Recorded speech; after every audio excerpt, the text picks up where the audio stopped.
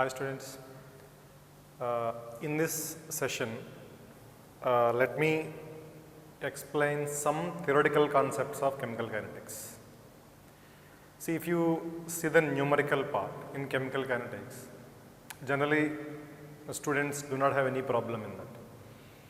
Problems based on integrated rate laws, problems based on Arrhenius equation, simple numericals based on order and molecularity, the initial part of chemical kinetics. So generally numerical part is easy relatively in chemical kinetics. But what about the theoretical part? And suppose if any question is asked and in which the options are, statements are given as the options. So completely theoretical questions, statements, whether the statement is correct or not, you have to decide. So statement based questions are somewhat difficult when you compare them with numericals, because only those students who have the conceptual depth in any particular chapter of physical chemistry, they only can answer those questions confidently, especially when the question is more than one correct option type.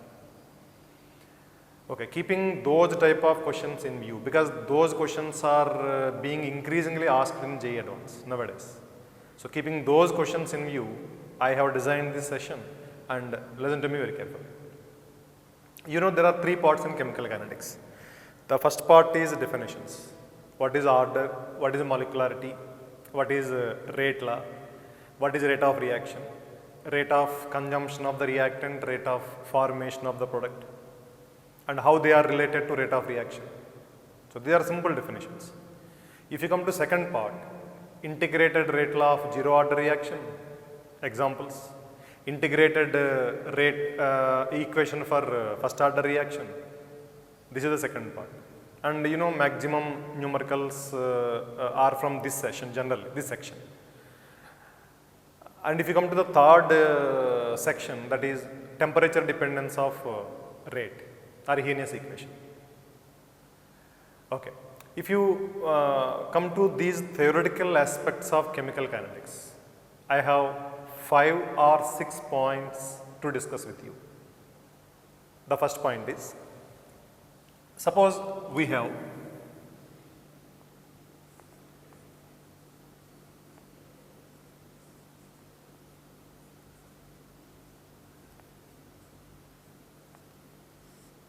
actually my first point is related to rate of reaction. Rate of reaction, rate of consumption of reactant, rate of formation of the product. Okay. If you see this example, A gives 2B. And here we write that a rate of consumption or disappearance of A is equal to 1/2 into rate of formation of B.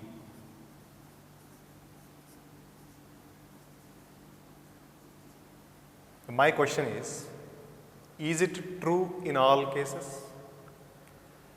And is it true at any point of the reaction during the entire course? This is my question. And you have written this expression or expression similar to this so many times in chemical kinetics. So have you ever thought about this, whether it is valid in all cases or whether it is valid at all points of time?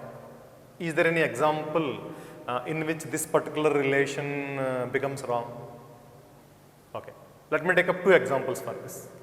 In one of my examples, this is valid, and in another example, this is not valid. So obviously, all of you concentrate on the second example, where this is not valid. But all of you please remember, my dear children, we have very few examples of the second type. Above 99% reactions obey this. Okay, anyway, let me come to the examples. Suppose if you take this example, H2 plus Br2, that gives HBr. If you balance it, then 2 HBr. So here if I write down a rate of consumption of H2, that is equal to a rate of consumption of Br2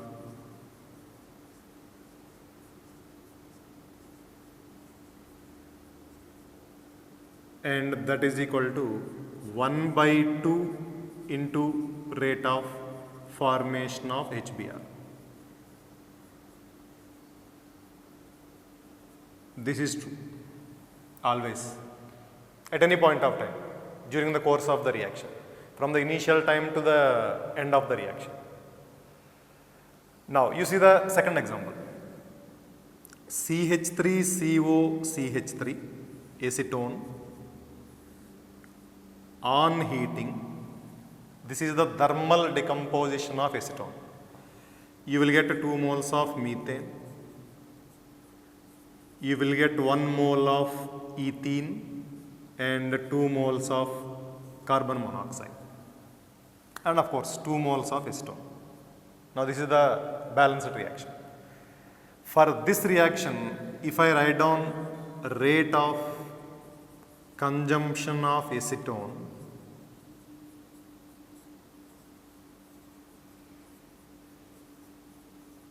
is equal to rate of formation of methane, then it is wrong.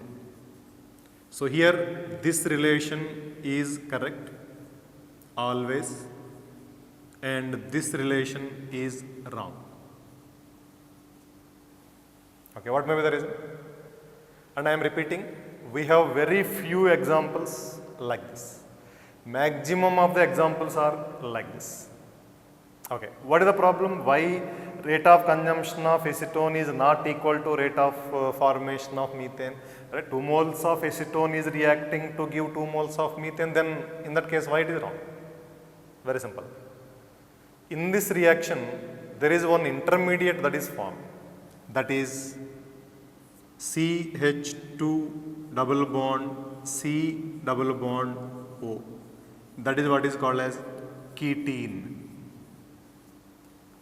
And this intermediate, amount of that intermediate in this reaction is very high. Generally what happens? Intermediates are unstable. Suppose you come to carbocation, highly unstable. Almost as soon as it is formed, it is consumed. But ketene is not such a highly unstable intermediate. It is relatively stable. Of course, it decomposes ultimately to the products, but its lifetime is greater. So it is accumulated. There is more amount of ketene at any point of time during the course of the reaction. So it takes some time for the intermediate to get converted into products.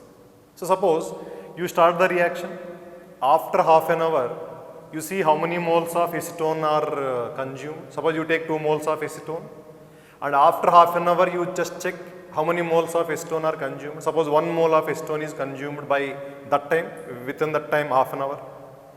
And this 1 mole, out of this 1 mole, maybe 0.8 or maybe 0.7 mole is still in the form of acetone. And the amount of methane formed is just 0.3 moles or 0.2 moles, whichever may be the case. So after half an hour, the number of moles of acetone consumed is not equal to number of moles of methane, because acetone is still in the form of intermediate, and that intermediate takes some time to get converted into the product. Ultimately the intermediate is converted into products, ultimately.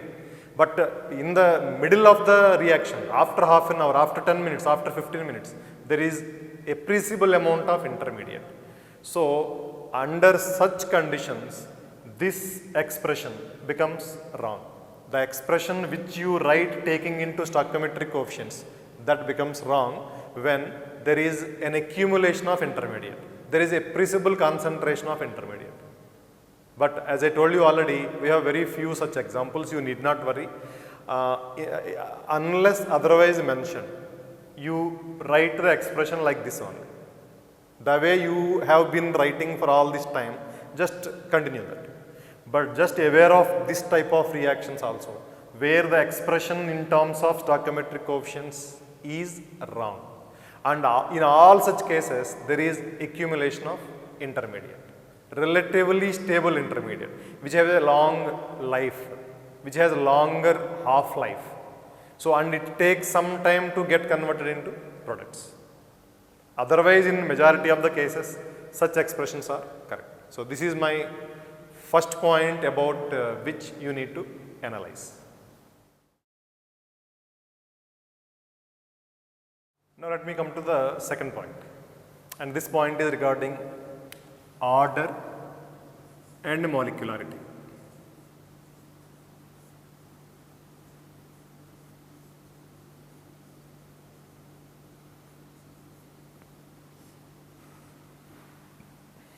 How do you define molecularity? It is the number of reacting species which are participating in a collision that leads to the formation of the products. Suppose A and B are colliding, they form a transition state, which is also called as activated complex. Old bonds are broken, new bonds are formed at the time of collision, and products are formed. Because in that collision A and B, two particles are participating, the molecularity of such a reaction is 2. So, that is what is molecularity. And what is order? It is practical, it is experimental.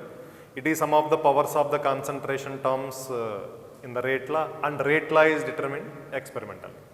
So, molecularity is theoretical. To determine molecularity, you need to have a knowledge of the mechanism, and order is experimental. You need to have some experimental data. Although order sometimes can be derived theoretically, but basically it is experimental. By definition, it is experimental. Okay. Suppose you take an example. NH4NO2, ammonium nitrite. When you heat it, you will get nitrogen plus water. You all know this reaction, very famous. You can use it for the preparation of nitrogen also. Ammonium nitrite on decomposition gives nitrogen and water. It is an elementary reaction, single step, no intermediate. Whatever step that is there on the blackboard, that is the step only, and there are no intermediates. There is no set of some different second step, third step, no, nothing like that. It is only single step. So, elementary reaction. So, what is its molecularity? Its molecularity is equal to 1. So, what do you mean by that? Molecularity 1. What do you mean by that? There are collisions between ammonium nitrite and another ammonium nitrite, no doubt at all. And during the collision, nothing is happening, only exchange of energy. One molecule de-excites and another molecule excites. That's it. No bonds are broken, no new bonds are formed. And these two molecules are separated. The excited molecule then decomposes into nitrogen and water. So, when the excited molecule is decomposed into the products, at that time there is no other molecule involved, only one molecule of ammonium nitrite is involved, although there are collisions. So, molecularity is 1. Suppose if you write this reaction, same reaction like this, 2NH4NO2 on heating gives 2 moles of nitrogen and 4 moles of water.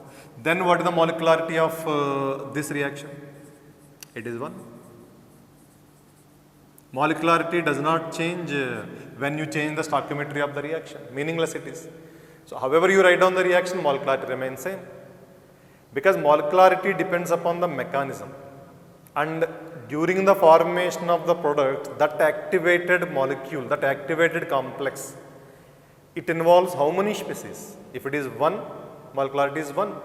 So, whether you write down the reaction or like this, then that activated state contains only one ammonium nitrite.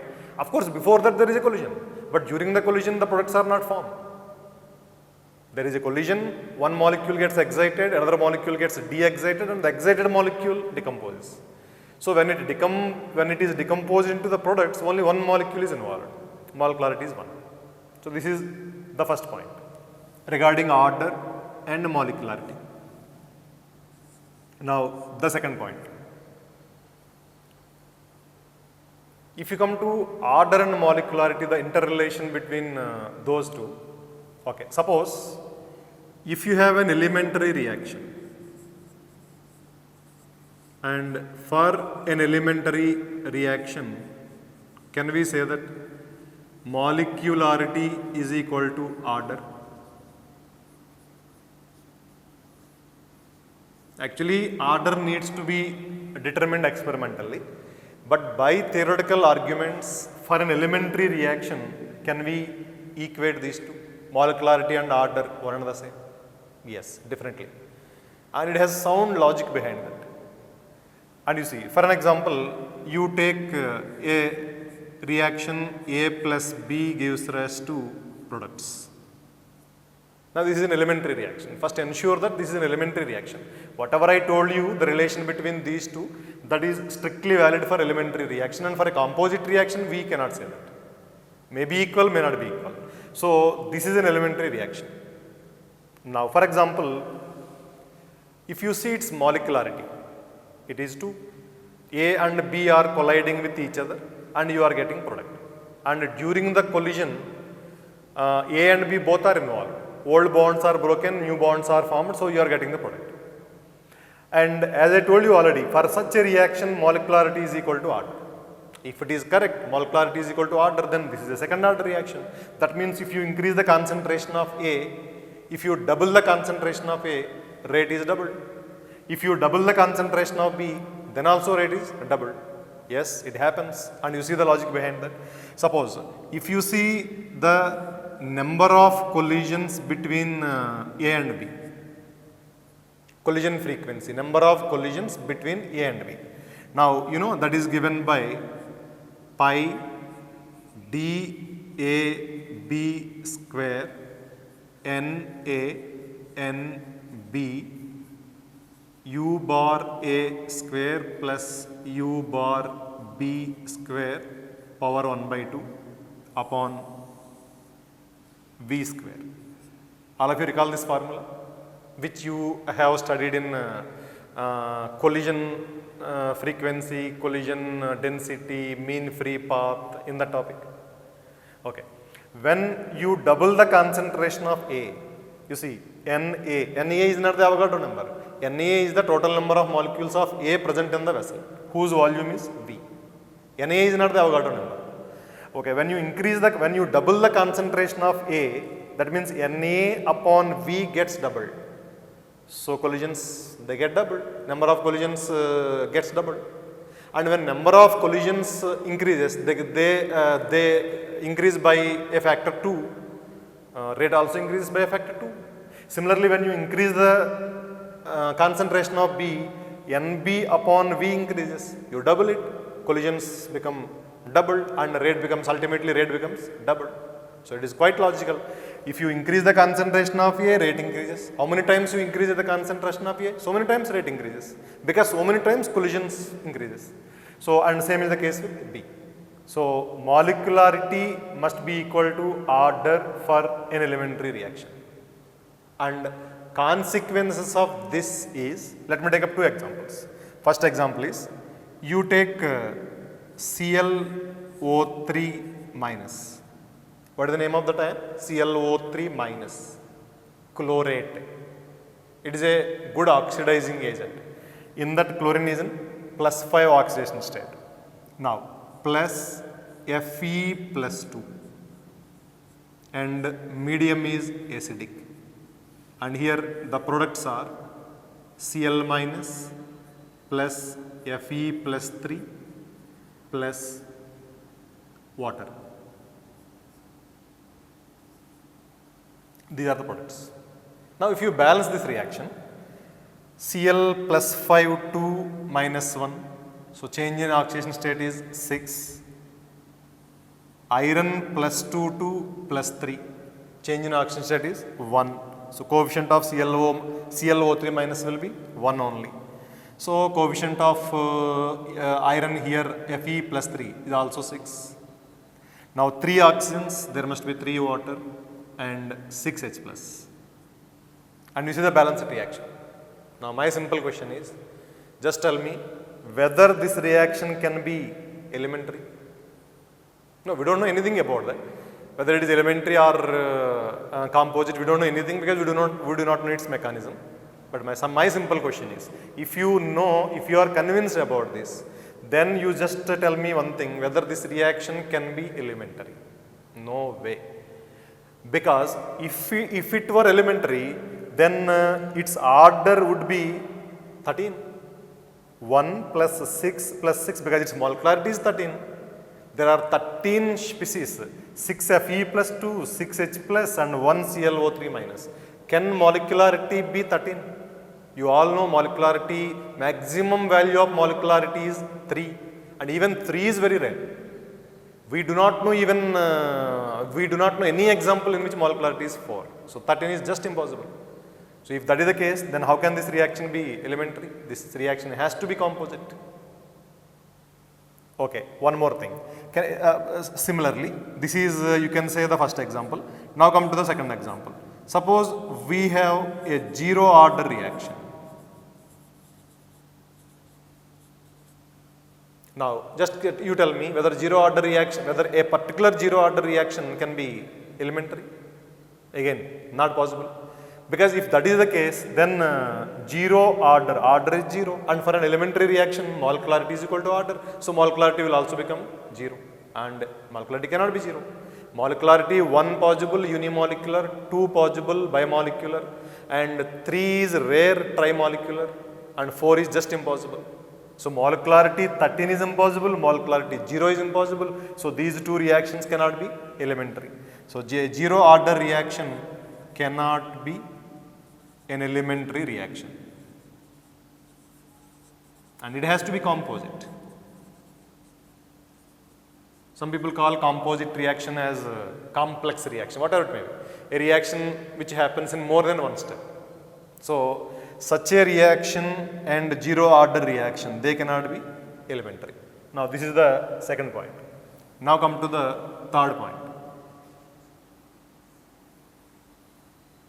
Now actually there are 2 points given in NCERT and academic textbook, both of them. 2 statements. The first statement is molecularity has no meaning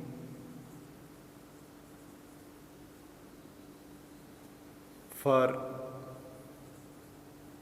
a composite reaction.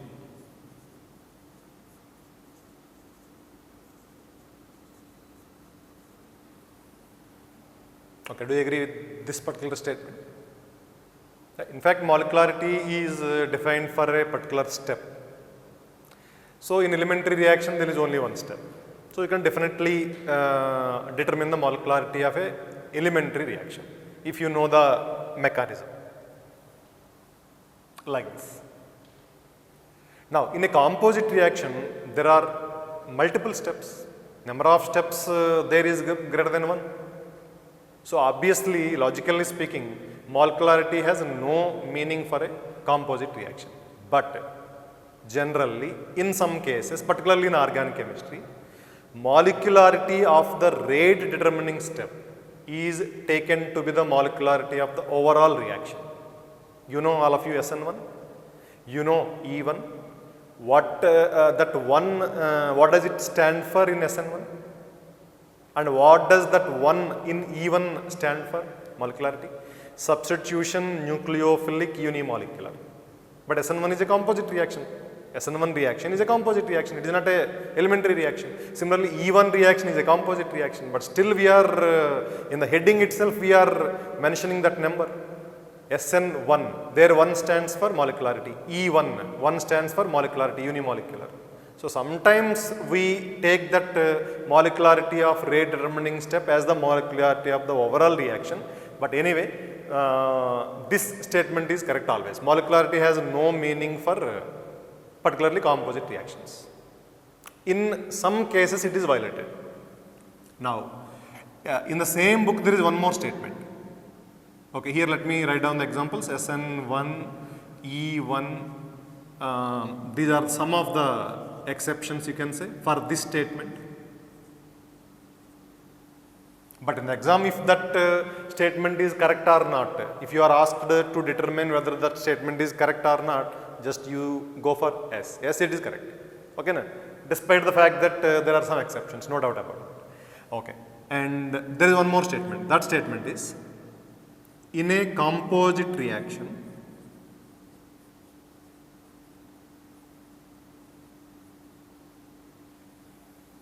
molecularity of the RDS,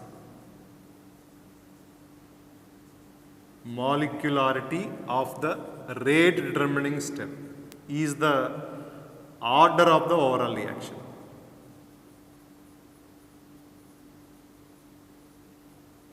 This is another statement. Molecularity of the RDS. Of course, molecularity has no meaning for a composite reaction. But molecularity of the RDS is the order of the overall reaction. Is it true?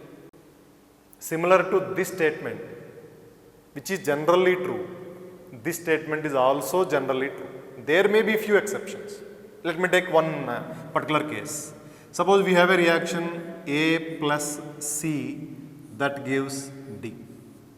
Now it is a composite reaction. And its mechanism is, first A is decomposed into 2B, which is a very fast reaction, rapid equilibrium. That equilibrium is established in a very small amount of time. And then this 2B reacts with C to give D.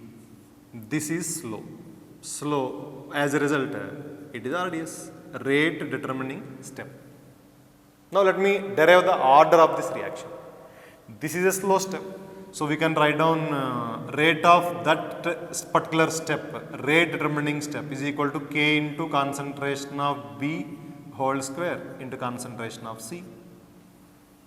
Now B is coming from this reaction, the concentration of B is determined by the equilibrium constant of this reaction. So if I substitute that equilibrium constant in this expression, then I can write down this as K into K equilibrium into concentration of A into concentration of C.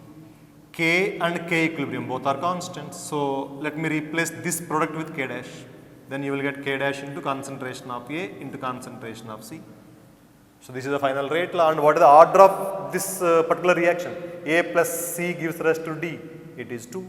Sum of the powers of the concentration terms. But what is the molecularity of the slow step? That is RDS. It is 3. Because 2B colliding with C and you are getting D. So it is a slow step and molecularity is 3. So molecularity of the RDS is equal to 3, but order of the overall reaction is equal to 2. So there may be few exceptions like this, but this statement is generally true, similar to this statement, which is also generally true. So these are the some points regarding order and molecularity. All of you analyze these points, and that analysis will help you gain depth in the concepts of chemical kinetics.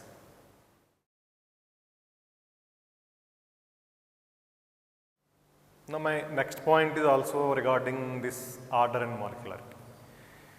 Okay, for example, we have this reaction CH3 COOET ethyl acetate. You treat this with water in the presence of H plus. You will get CH3COOH plus ETOH.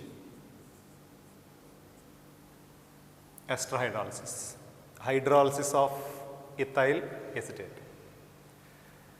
Okay, if you see its mechanism and if you derive its rate law, then it comes out to be like this. R is equal to K into concentration of the ester into concentration of water into concentration of H plus. Now this is actual rate law which is derived theoretically based on the mechanism. But experimentally, when you do actual experiment in which you hydrolyze an ester in the lab, we take water in large excess. Okay, so water is in large excess, so its concentration hardly changes with time. And here the role of H plus you all know is catalyst. Concentration of catalyst again does not change. Keeping these two things in mind, water is in large excess, so its concentration is constant. H plus is a catalyst and as a result its concentration is also constant. So then we change this expression like this, K dash into concentration of ester, where K dash is equal to K into concentration of water into concentration of H plus. So as a result we call ester hydrolysis as pseudo first order reaction.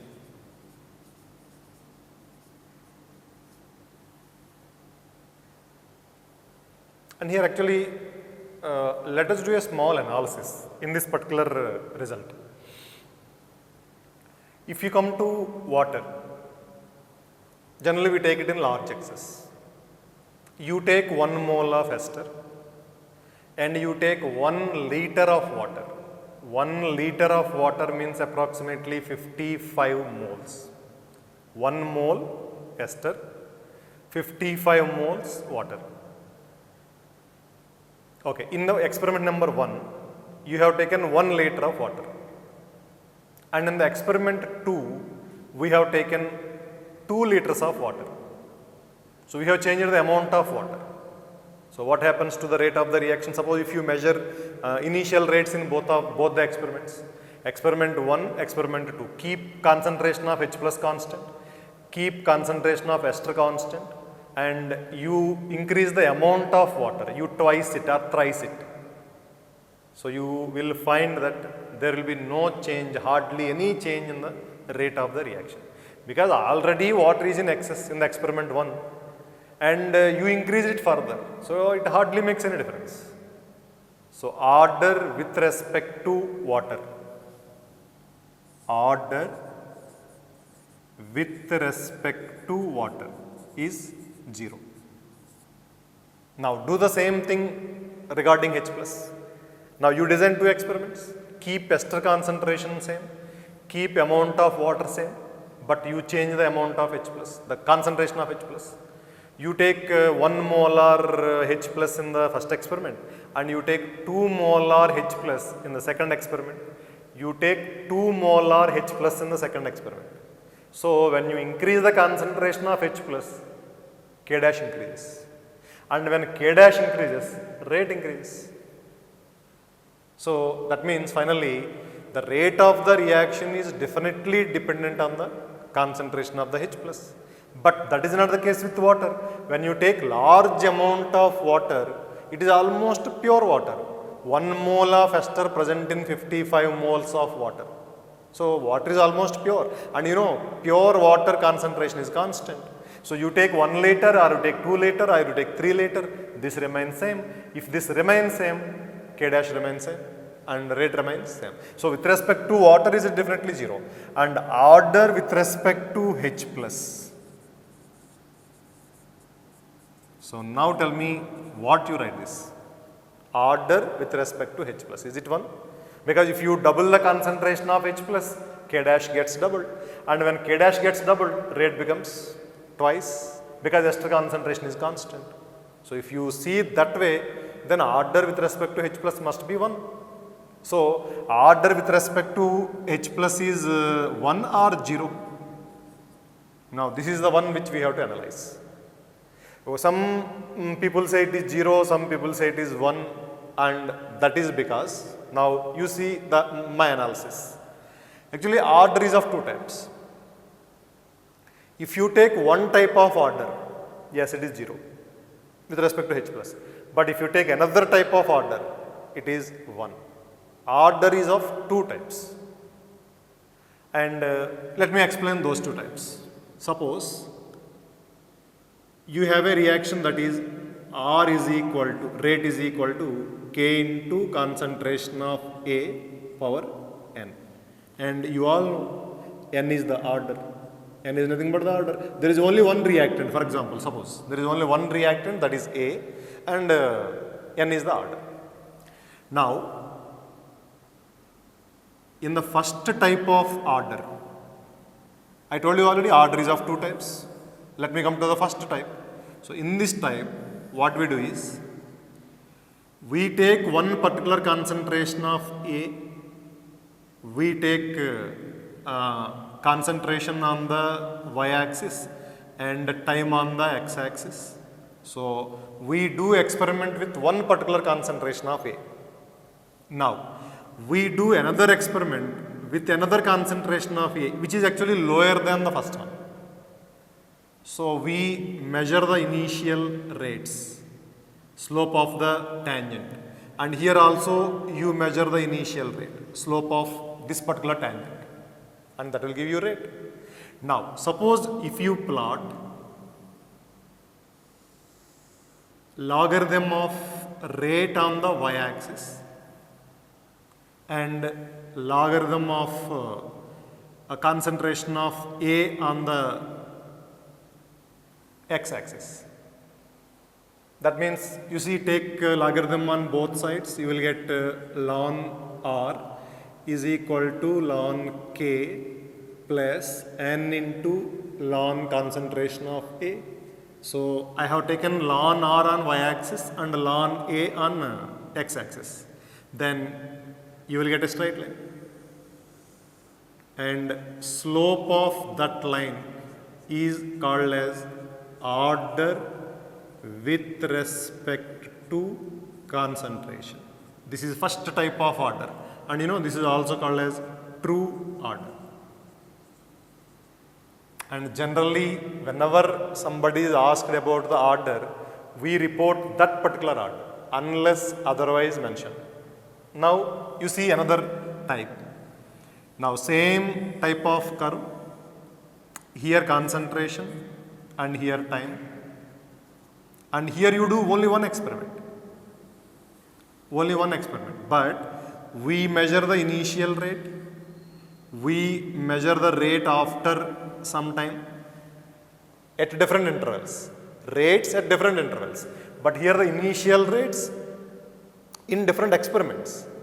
Now you again plot the same, plot ln R versus ln A, and here also you will get a straight line, and here the slope is equal to order with respect to time. So we have two different orders, order with respect to time and order with respect to concentration. Here experiments are multiple, we do more than one experiment and we measure the initial rates, then we plot that rate and concentration, double logarithmic curve.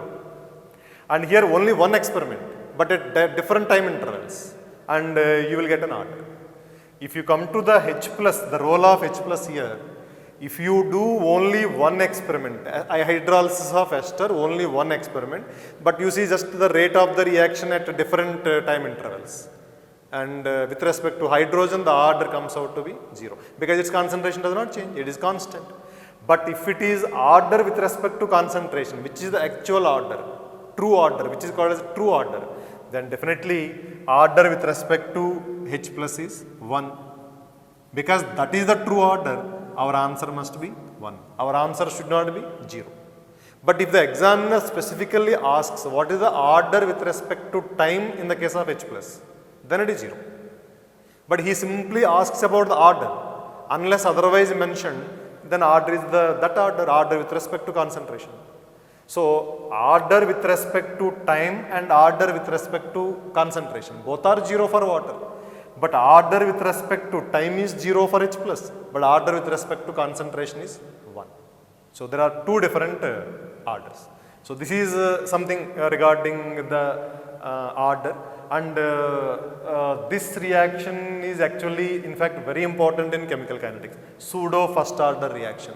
We have another such example, hydrolysis of sucrose in water. Same. In that case also, order with respect to water is 0. Both types of order. But in that case also, regarding H plus, order with respect to time is 0 and order with respect to concentration is 1.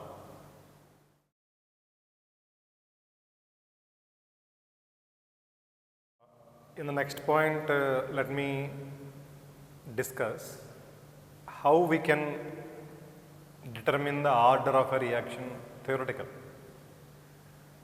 We can do that, and most of the times we will be successful in that.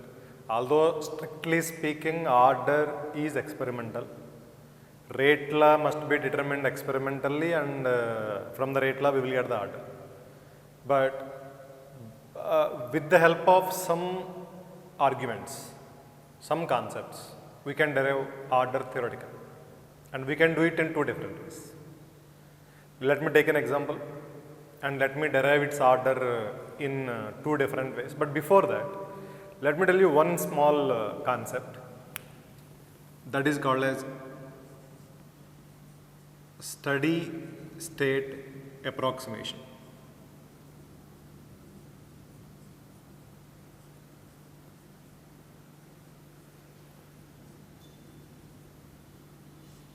Okay, if you observe a composite reaction which contains two steps, one intermediate. For example, A gives P.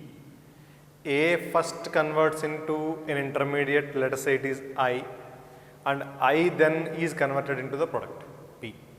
So one species, let us say R stands for reactant, intermediate I, and the product P. So two steps, it is a composite reaction. And in all such composite reactions, majority of them, experimentally it is found that, you see, the behavior of different species with time. Let me take concentration on the y-axis and time on the x-axis. And this is the behavior, how concentration of the product increases roughly. So let me write here P, which stands for product. Now if you come to reactant, then its behavior is like this. With time it decreases roughly again. Now if you see the concentration of the I, how does it change with time? In majority of the cases, its concentration changes like this. First it increases, reaches a maximum, then it decreases, and after that it remains constant. So this is reactant and this is intermediate. P stands for product, R stands for reactant, I stands for intermediate. In majority of the composite reactions, the graph is like this, above 90%. And you just see the behavior of the intermediate. First its concentration is increasing, and after that slightly decreasing, and after some time, you can say this particular period, time period, is called as induction period. And after that, there are two important points. One is concentration of intermediate is very small when compared to the concentrations of reactant or product. Now the second point about this is it remains constant. So 2 points all of you observe. First one, it is very small, concentration of intermediate after that induction period is very small, and second one is it remains constant with time. So we can write down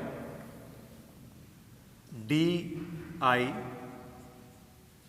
upon dt is equal to 0.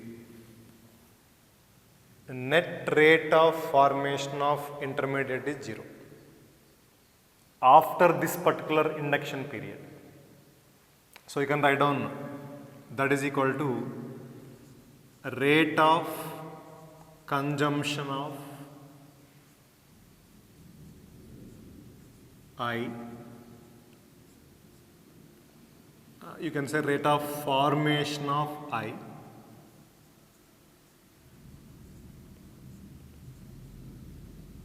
minus rate of consumption of I,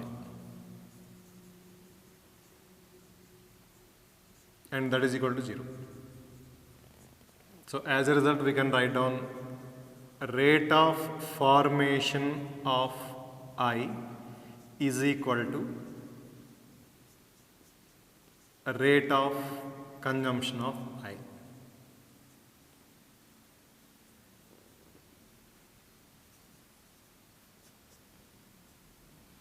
This is what is called as steady state approximation. You all know what does this word mean? It means not moving. Steady state, not moving or not changing. So you can take this relation, you can use this relation almost for any composite reaction. Because I told you for almost all composite reactions, the behavior of intermediate is like this. You know, intermediate is basically unstable. Maximum intermediates, carbocation, free radical, carbanion. So these are very unstable. So initially when some amount of intermediate is accumulated, after some amount of intermediate is accumulated, and that happens in the induction period, then after that, this accumulation is necessary for collisions. So after that, it immediately starts decomposing. As soon as it is formed, it decomposes. But that minimum concentration is necessary for collisions to happen and the reaction to sustain. So after that time, intermediate concentration is constant. So net rate of formation of intermediate is 0. So its rate of formation is equal to its rate of consumption. Using this particular approximation called as steady state approximation, we can derive order theoretically, which I am going to explain now.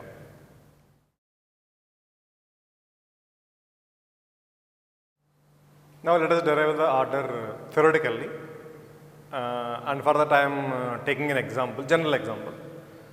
And that example is A plus B plus C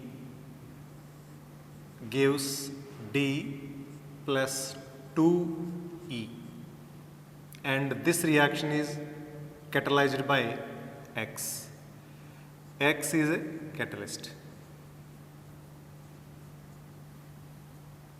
That is a balanced reaction. Now we want to derive its order, and I told you there are two different ways to do that, and both the ways require mechanism. Without the knowledge of the mechanism, we cannot theoretically derive the order. Both methods require the knowledge of mechanism. So let me first give you that mechanism. In the first step, A and B react with each other in a reversible reaction to give an intermediate. And this equilibrium is very fast, rapid equilibrium. In a very short span of time, that equilibrium is established. Now in the second step, this I1 reacts with X to give another intermediate I2 plus E, and this is slow step. It is irreversible and it is a slow step. Now in the third step, the intermediate I2 reacts with C to give D plus E plus X, and it is again fast. So X is consumed here and X is regenerated in the next step. So obviously the role of X is catalyst. Second step is very slow, so you can call it as rate determining step. How fast this reaction happens? So fast the overall reaction also happens. The rate of the overall reaction is determined by that particular step, rate determining step. Okay. Now come to the first method. First method of deriving order theoretically. Okay, this is the slow step. So if I write down the rate law for the slow step, and you see what is the molecularity of that particular step? 2.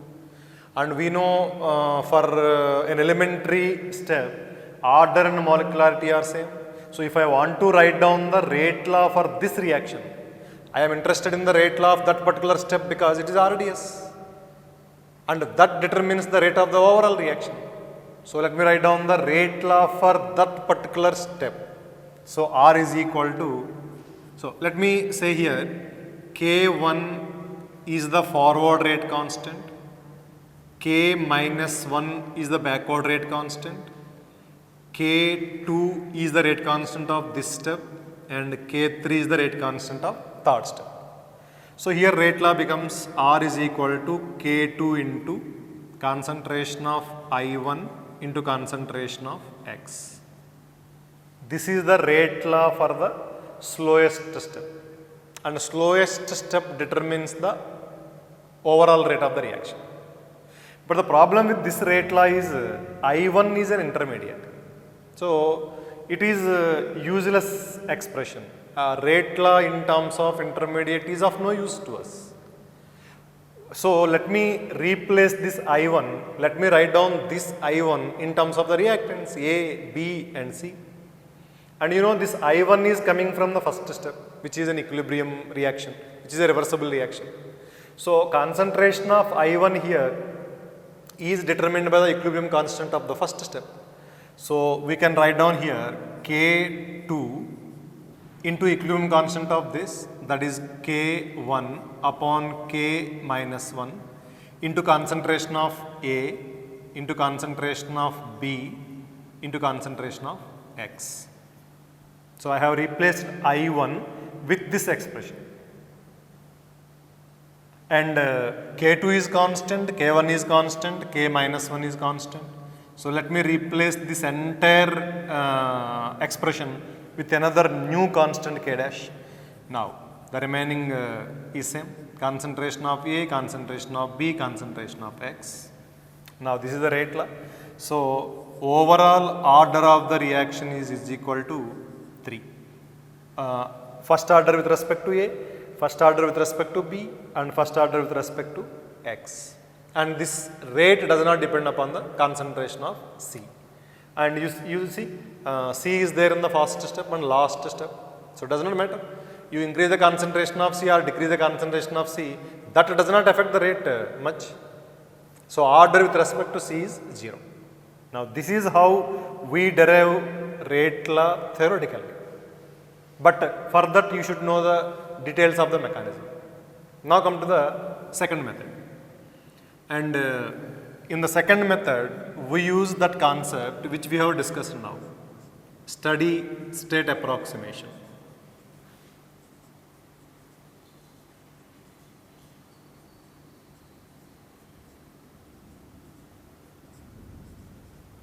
Okay.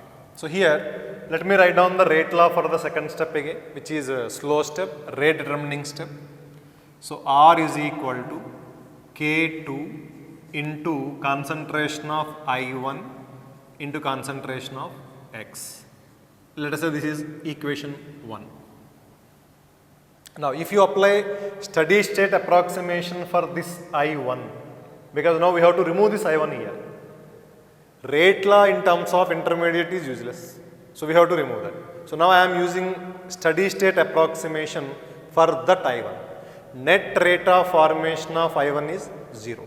Rate of its formation is equal to rate of its consumption. So I can write down d concentration of I upon dt is equal to 0. And all of you see, I1 is formed in one step, but I1 is consumed in two steps. And all of you look at the backward reaction of the first step. In that also I1 is consumed, and in the second step also I1 is consumed. So if you first write down the formation of I1, that becomes K1 into concentration of A into concentration of B. That is the rate law for the formation of I1. And minus K minus 1 into concentration of I1. And minus K2 into concentration of I1 into concentration of X. Now we can write down this as K1 into concentration of A into concentration of B is equal to K minus 1 into concentration of I1 plus K2 into concentration of I1 into X. Now you can write down this as I1 concentration into K minus 1 plus K2 into concentration of X. Now I1 concentration becomes equal to then K1 into concentration of A into concentration of B upon K minus 1 plus K2 into concentration of X. Now let us say this is equation number 2. Now substituting equation 2 in equation 1. So then it becomes R is equal to K2. Now in the place of I1 we can write this entire expression. So K1 into concentration of A into concentration of B into concentration of X upon K minus 1 plus K2 into concentration of X. Now this is what we got the new expression. Now see, this is a rapid equilibrium. So we can definitely say K minus 1 is far greater than K2. You see, this is the slowest step. So when K minus 1 is far greater than K2, then K minus 1 can be taken to be far greater than K2 into X. Because K2 is very small, K2 into X will also be small, and K minus 1 will be greater with respect to that particular product. Now, if you apply this, then this becomes equal to K2 into K1 into concentration of A into concentration of B into concentration of X upon K minus 1. Because we have ignored K2 into X with respect to K minus 1. Now we got the same expression, you see. And K1 upon K minus 1 is nothing but the equilibrium constant. K2 is the rate constant for the second step. Now we can finally write down K dash into concentration of A into concentration of B into concentration of X. So overall it is third order. First order with respect to A, first order with respect to B, and first order with respect to X. And you see, these are the two different ways in which we can derive the order theoretically. One is like this: you write down the rate law for the rate determining step, and if it comes in terms of intermediates, so you try to eliminate that. And the second one also similar thing. And we use here the steady state approximation. Net rate of formation of an intermediate is 0, and by taking that, with the help of that approximation, we eliminate the intermediate here. Okay, and like this, either this way or this way, you can derive the order, we can determine the order theoretically for maximum reactions, and it matches with the experimental order.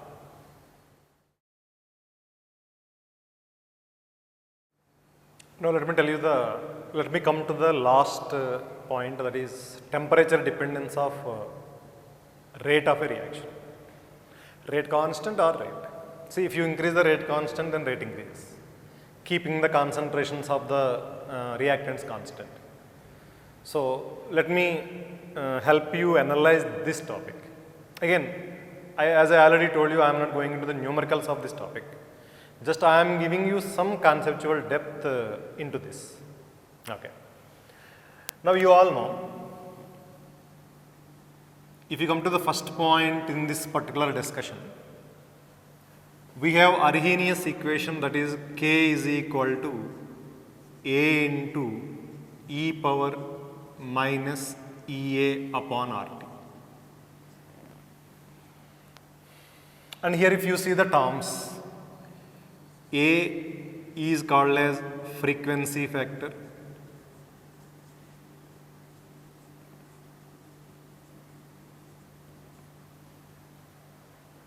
okay, all of you, are you convinced why A is called as frequency factor?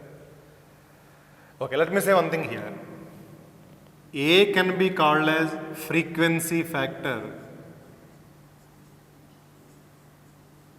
strictly only for a first order reaction.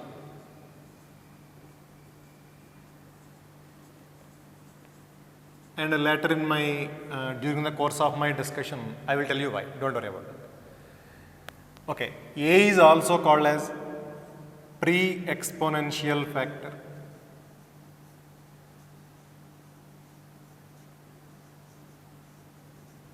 And you can call it as pre-exponential factor for any order, no problem. Okay, A is also called as Arrhenius constant or Arrhenius parameter.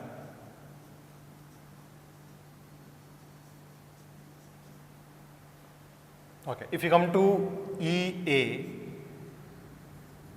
then it is called as activation energy.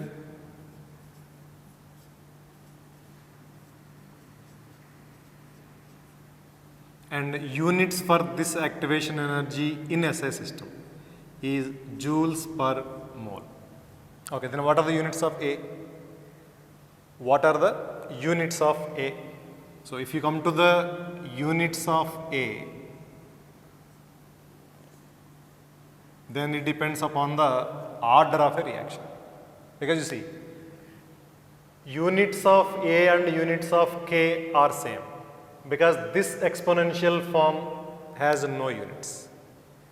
So for a first order reaction, A has a unit second inverse, but this is for a first order reaction. Okay, if you come to the second order reaction, then the same A has a unit molarity inverse per second, and this is for a second order reaction.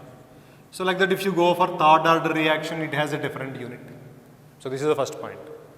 Units of K and units of A are same, but units of activation energy always joule per mole, and activation energy is always positive.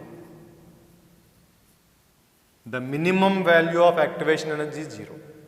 Activation energy cannot be negative, so it is always positive. Okay, these are some basics you already know. Now I have a question. Suppose if you increase the temperature, can we say that rate constant always increases?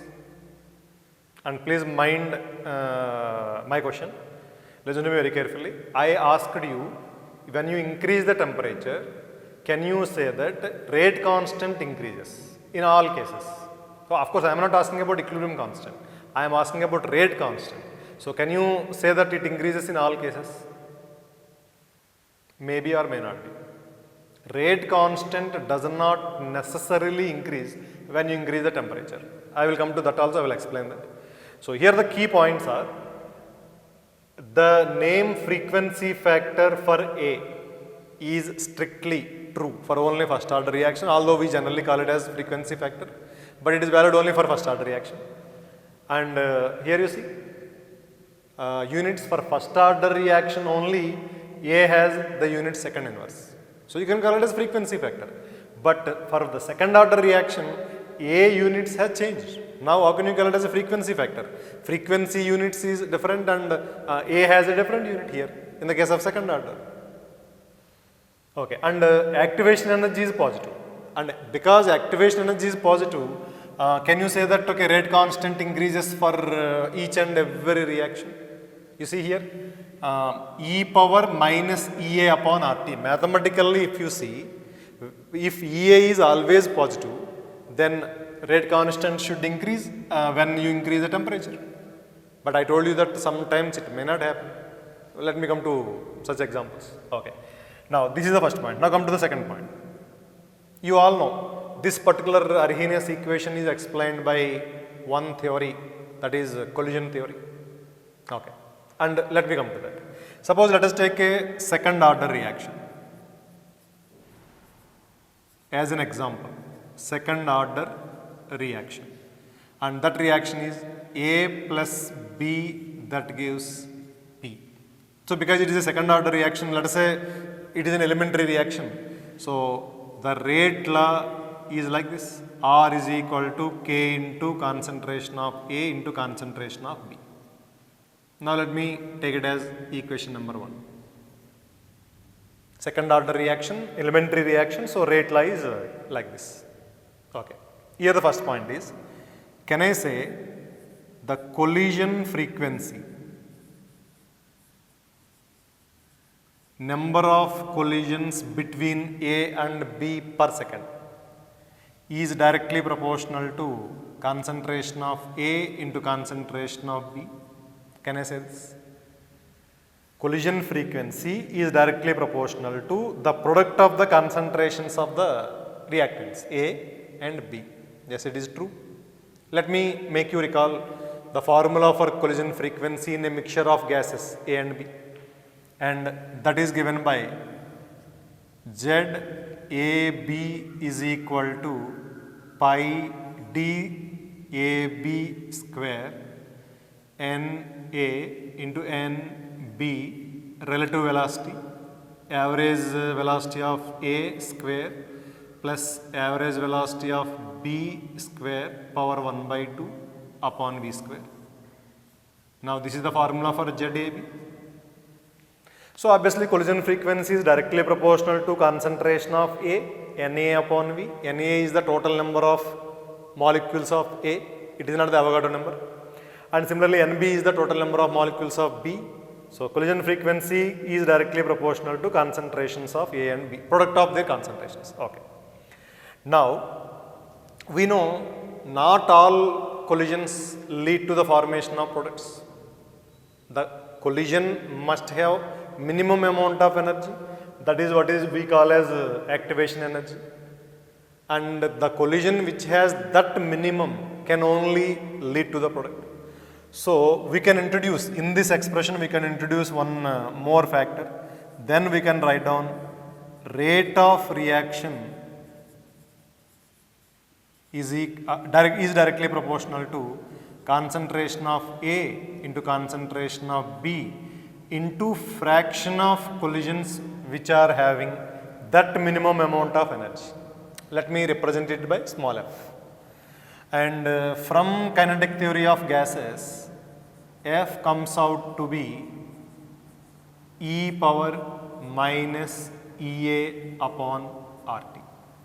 So rate of reaction is directly proportional to concentration of A into concentration of B into the fraction of molecules, yeah, you can say fraction of collisions which are having that minimum amount of energy. Now if you introduce one proportionality constant, and let me call that as A. A is a proportionality constant. So we can write down A into concentration of A into concentration of B into e power minus Ea upon RT, and let us say this is equation number 2.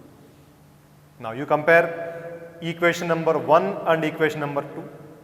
Rate of reaction is equal to some constant K into concentration of A into concentration of B, and rate of reaction is equal to some constant A, and this constant is obviously Arrhenius constant. Concentration of A into concentration of B into the fraction of collisions having minimum amount of energy. So by comparing equations 1 and 2,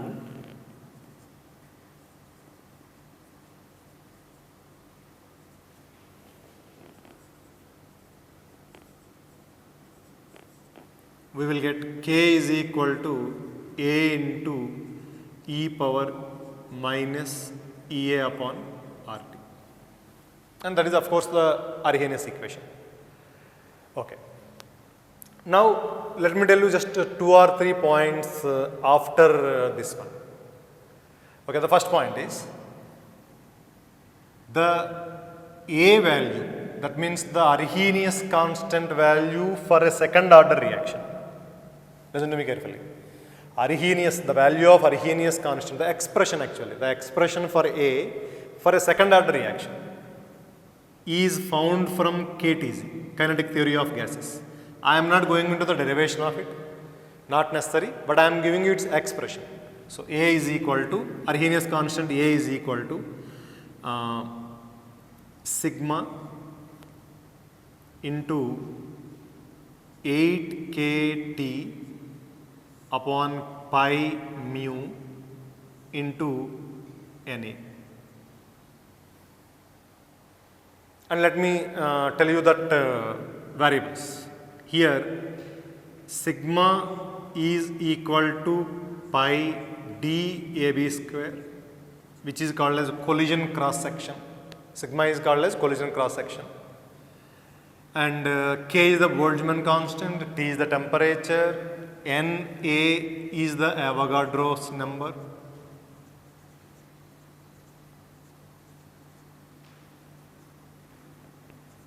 And here Na is the number of molecules of A. This is not the Avogadro number, but there Na is the Avogadro number. And mu is the reduced mass of A into mass of B up upon mass of A plus mass of B, which is the reduced mass. This is A for a second order reaction. And all of you please remember, this expression is derived from kinetic theory of gases. That is not experimental. That is derived theoretically, keeping the postulates of kinetic theory of gases in mind. And it is found that for maximum reactions, A which is obtained experimentally, A experimental is always less than, that means in majority of the reactions, A which is calculated experimentally, not from this expression, but calculated experimentally, is less than A derived from KTZ. And that is not only for second order, even it is for first order. Whatever may be the order of, see, I gave you A value for a second order reaction. See, this expression is for a second order reaction. And all of you, if you see this expression, then here the A units of A will come out to be molarity inverse, second inverse. I already told you. For a second order reaction, units of A is molarity inverse, second inverse. So that is for second order reaction. But experimentally found out A is less than the one which is derived from KTZ. It happens in almost every reaction with very few exceptions, whether it is second order or first order, no matter. Okay, then if you see this actually, why experimentally A is actually lesser than the A calculated from theoretical arguments, that is kinetic theory of gases. It is because, see here we have seen for a reaction collisions are necessary. We have taken that into account. Okay, here we introduced one factor, that is F.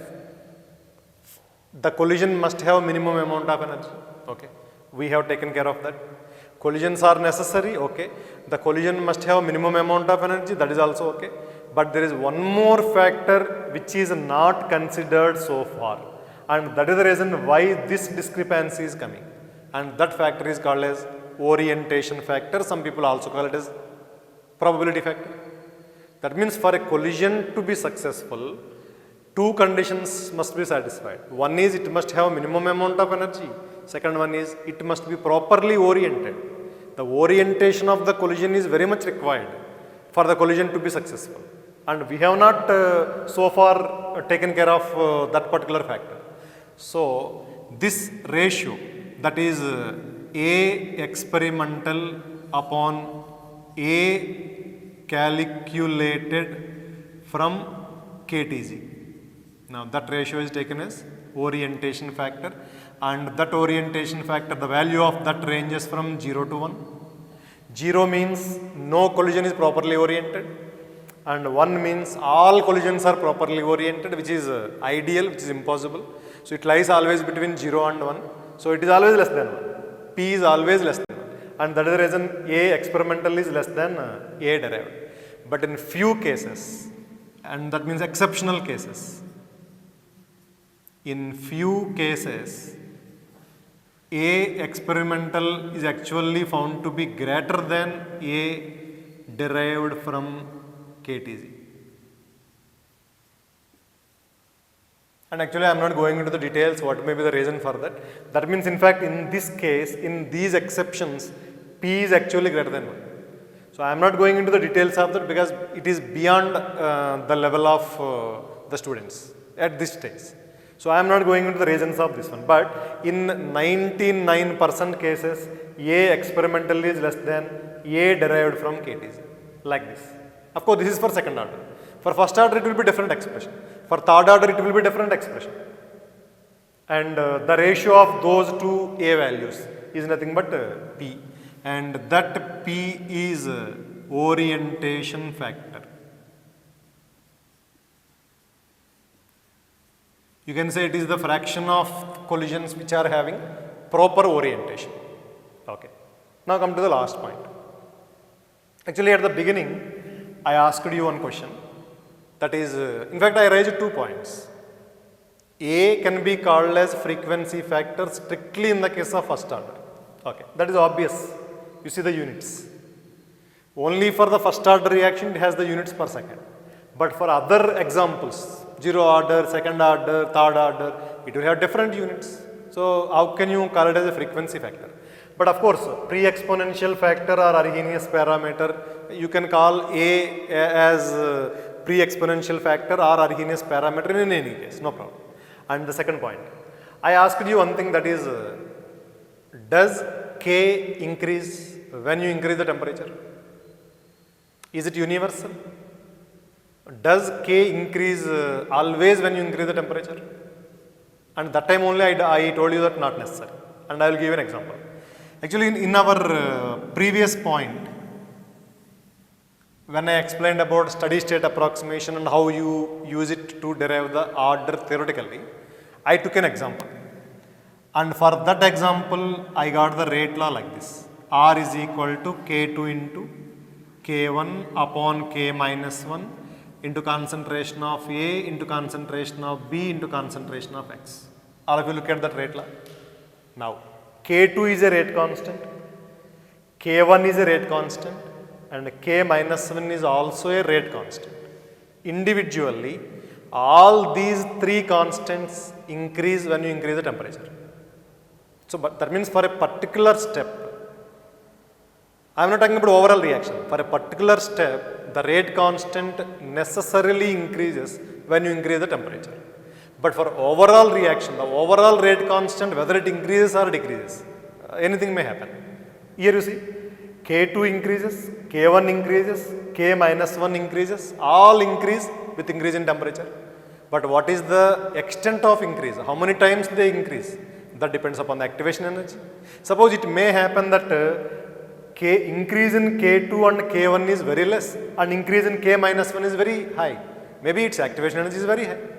So, the overall rate constant, that means K dash may decrease, it may actually decrease when you increase the temperature, because increase in K minus 1 is very high when compared to increase in K2 and K1, and overall rate constant may actually decrease. So, when you increase the temperature, the rate constant of a composite reaction may increase, may decrease. But for an elementary reaction, rate constant necessarily increases when you increase the temperature, because activation energy is positive. Now these are some important points regarding temperature dependence of rate of a reaction. Arrhenius parameter, theoretical, Arrhenius parameter experimental, there is some difference. Arrhenius parameter experimental is in many cases lesser than the one which is derived theoretically, and the ratio of them is called as orientation factor. So two conditions must be satisfied for a collision to be successful. One is the energy, it must have minimum amount of energy, and second one, it must be properly oriented. So this is a discussion about temperature dependence of rate of the reaction.